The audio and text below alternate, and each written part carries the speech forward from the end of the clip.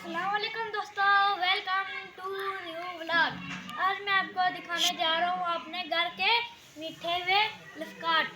देख पा रहे होंगे ऊपर हमारे और उधर भी लफ्काट है।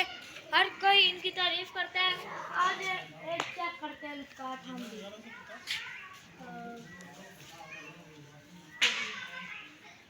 हाँ हाँ, मज़ा आ गया आपका।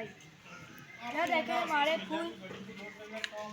ये आम का दरख्त है, इसके हर साल आम लगते हैं। और सुनाई कैसे हैं। मैं आपके दिनों से कमेंट कर रहे थे आप व्लॉग क्यों नहीं बना रहे, और आज मैंने व्लॉग बना दिया। और देख रहे पाएंगे ऊपर आसमान पर, ताकि हम ऊपर लगा कितने प्यारे बादल हैं।